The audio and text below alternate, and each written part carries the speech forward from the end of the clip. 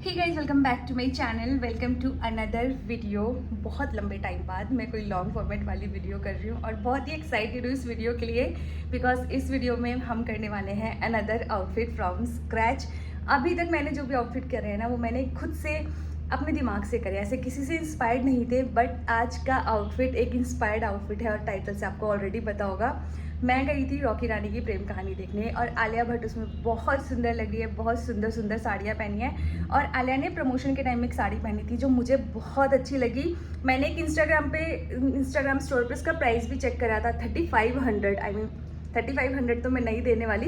तो मैंने सोचा कि चलो आउटफिट फ्रॉम स्क्रैच करते हैं। अभी तक जो भी करे थे वो अपने मन से करे थे, बट ये एक इंस्पायर्ड आउटफिट है तो चीज़ें थोड़ी ऊपर नीचे जा सकती हैं, क्योंकि एग्जैक्टली सेम बनाना है। कितना मैच हो पाता है वो तो बनने के बाद ही पता चलेगा, बट आई रियली होप कि बन जाए ये। और मुझे बहुत गर्मी लग रही है क्योंकि फ़ैन नहीं सी, सब कुछ बंद है। तो मैं जा रही हूँ मार्केट, इसके बाद मैं आपको सीधा मार्केट में मिलती हूँ। Come on. तो मैं आई हूँ यहाँ पे तुराब नगर मार्केट। वॉइस ओवर करना पड़ेगा क्योंकि मार्केट में बहुत शोर है।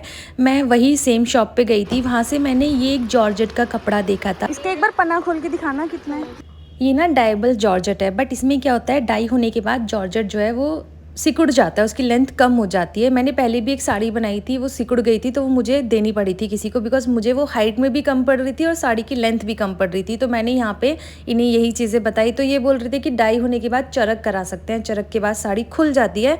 तो समझ नहीं आ रहा था, फिर मैं गई एक बार डाई वाले भैया के पास उन्हें दिखाने के लिए कि कौन सा फैब्रिक ले सकती हूँ, कैसा कलर मुझे कराना है। डाई वाले भैया ने बोला मैं कॉटन ऑर्गेन्जा या फिर मसलिन कॉटन ले सकती हूँ, डाई होने के बाद ना सिकुड़ेगा नहीं। तो मैं वापस गई शॉप पे। ये है कॉटन ऑर्गेन्जा, अच्छा लग रहा था ये फैब्रिक भी। और अब इसके बाद ये था मसलिन कॉटन। दोनों ही फैब्रिक काफ़ी अच्छे थे। मसलिन कॉटन तो काफ़ी सॉफ्ट था, मुझे बहुत अच्छा लगा ये फैब्रिक। बट ये आलिया की साड़ी से मैच नहीं कर रहा था। आई वॉज वेरी श्योर कि आलिया की जो साड़ी है वो जॉर्जेट में है और मुझे जॉर्जेट ही फिर सही लग रहा था लेना। मुझे लगा डाई होने के बाद अगर सिकुड़ भी जाता है तो मैं उस पर चरक करा लूँगी। तो यही सोचने के बाद और 2-3 कपड़े ट्राई करने के बाद मैंने फाइनली जॉर्जेट ही ले लिया। 6 मीटर से थोड़ा सा ज़्यादा लिया था मैंने। अब इसके बाद गई मैं डाई कराने के लिए साड़ी को। यहाँ पे कलर पैलेट देखा मैंने, उसमें डिफरेंट शेड थे, जैसे पिक्स में दिख रहा था, जैसे वीडियो में दिख रहा है उससे कुछ मैचिंग के थे, कुछ डार्क थे, कुछ लाइट थे। अब ऐसा होता है कि जब कलर डाई होता है तो वो डार्क दिखता है और सूखने के बाद वो थोड़ा लाइट हो जाता है। तो इसकी वजह से ना थोड़ी कन्फ्यूजन हो रही थी। तो मैंने उन्हें पिक दिखाई और पिक दिखा के जितना उन्हें समझ में आया वो अलग कलर बता रहे थे और मुझे थोड़े अलग कलर पसंद आ रहे थे। उसकी वजह से मैं थोड़ी कन्फ्यूज़ हो रही थी क्योंकि मैं बार बार नहीं आ जा सकती थी मार्केट। तो फाइनली फिर मैंने सोचा कि एक बार करा के देखते हैं। और मैंने भैया से पूछा था, उन्होंने कहा था कि हाँ अगर लाइट होता है तो डार्क करा जा सकता है, चांस ले सकते हैं। तो मैंने साड़ी डाई के लिए दे दी और वापस मैं आ गई मेरे घर।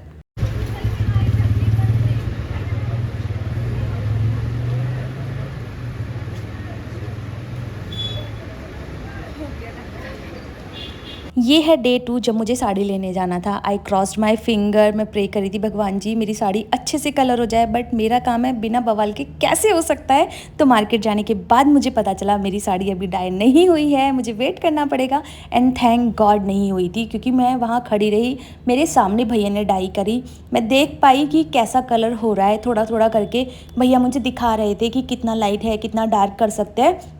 और हम मैच भी कर रहे थे साथ साथ पिक्चर से।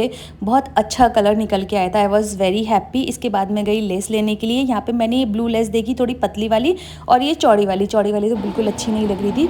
तो मैंने ना ये 2 कलर की लेस देखी और इसमें से ये लाइट ब्लू वाला जो है ये मैंने लिया। अब इसके बाद आया सबसे बड़ा ट्विस्ट। आई डोंट नो मैंने कैसे करा, बट मैंने ये कमाल कर दिया। मैं 6 मीटर लेस लेके वापस आ गई। 12 मीटर लेनी चाहिए थी, बट और इसी वजह से ना ये वीडियो बहुत डिले हो गई क्योंकि मैं स्पेशली नहीं जा सकती थी लेस लेने के लिए। मैंने सोचा अब कुछ काम होगा मार्केट में तब जाती हूँ। तो फाइनली मुझे जाना था किसी चीज़ के लिए और तब मैं गई, मैंने लेस खरीदी और वहीं पे टेलर से खड़े रह के ये लेस लगवाई और इस साड़ी को मैंने तैयार करा। साड़ी तैयार हो गई, ब्लाउज़ का भी जुगाड़ हो गया, मैंने मेकअप भी कर लिया, ट्रांजिशन रील बनाने के लिए फर्स्ट पार्ट भी शूट कर लिया। और अब जाके मुझे याद आया कि मेरे पास तो पेटीकोट ही नहीं है। कोई मुझे मीठा जहर दे दो, मैं खा लेना चाहती हूँ क्योंकि कितना टाइम हो गया है इसे डिले करते करते। बट मेरे पास एक जुगाड़ है, मैं अब इस साड़ी को जीन्स पे पहनूंगी क्योंकि मैंने बहुत बार पहनी है। मोस्टली रील में तो मैं जीन्स पे ही साड़ी पहन लेती हूँ, तो वही करने वाले हैं अगेन, जीन्स पे साड़ी पहनते हैं। तो एंड टाड़ा। तो गाइज़ ये है मेरी आलिया भट्ट इंस्पायर्ड साड़ी। जितना बैक एंड फोर्थ जाना पड़ा, जितनी मेहनत करनी पड़ी, आउटकम उतना ही अच्छा निकल के आया है। I am in love with this sari. Fabric भी मैंने सही करा, जॉर्जेट ले लिया बिकॉज ड्रेप अच्छे से हो पा रहा है, एंड लेस भी मैंने परफेक्ट ले ली, अच्छे से मैच हो रही है। ब्लाउज़ मैंने यहाँ पे अपना क्रॉप टॉप पहना है, मेरे पास पहले से था ये क्रॉप टॉप, मैंने अमेजोन से लिया था, तो ये भी इसके साथ परफेक्टली मैच हो रहा है। और मैंने आलिया भट्ट इंस्पायर्ड मेकअप भी कर लिया है, smoky I and nude lips. ये मैं मेकअप हमेशा ही करती हूँ, गो टू मेकअप है मेरा। ओवरऑल ये लुक मुझे बहुत अच्छा लगा, ये साड़ी बहुत अच्छी लगी। I think I have done a pretty good job. बाकी आप मुझे कमेंट करके बताना आपको कैसी लगी ये साड़ी। मैंने बहुत मेहनत और बहुत प्यार से इस वीडियो को बनाया, इस साड़ी को बनाया है। तो अगर आपको ये वीडियो अच्छी लगी हो, ये साड़ी अच्छी लगी हो, प्लीज़ इसे लाइक करके जाना और कमेंट करके भी बताना। And thank you so much for watching. Bye.